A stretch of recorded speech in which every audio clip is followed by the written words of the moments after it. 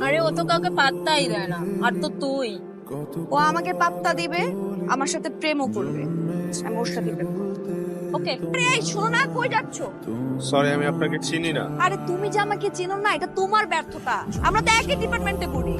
এই যে চশমা যে পরো, চশমা কি পাওয়ার আছে? দেখো কিছু আশেপাশে। তোমার হাতটা ধরো, ধরো, নাহলে মাথা করে পড়ে যাবো রাস্তায়। ধরো, আরে ধরো হাতটা। তোমাকে আমার পছন্দ হয়েছে।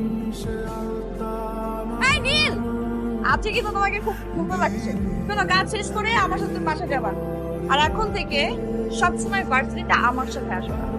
শোনো, ভার্সিটিতে তোমার যদি কোনো সমস্যা হয় তুমি আমাকে জানাবা। কোনো মেয়ে যদি তোমার দিকে চোখ তুলে তাকায়, সেটা আমাকে জানাবা, কারণ মেয়ের চোখ আমি তুলে নেব। মাথায় সমস্যা নাকি? তোরা যে আমি আসছি, কি হয়েছে? মন খারাপ নাকি?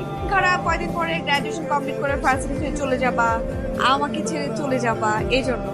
আজকে কিন্তু যদি আমাকে আই লাভ ইউ বলো, আমি কিন্তু একদম প্রিপেয়ার না। আমি কিন্তু তোমার আই লাভ ইউ শুনে ফিট খেয়ে যাবো। আপনার কি এগুলো ছাড়া কিছু মাথায় ঘুরে না?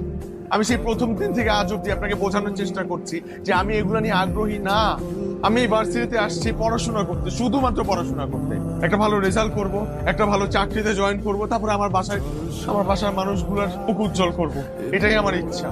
তো তুমি তোমার গ্রাজুয়েশন কমপ্লিট করো, সাকসেসফুল হও, আমি ততদিন পর্যন্ত তোমার জন্য ওয়েট করি। আমার তো কেন অসুবিধা- ওয়েট করবেন আপনি আমার জন্য? আপনার আমার ফ্যামিলি স্ট্যাটাস মিলে না।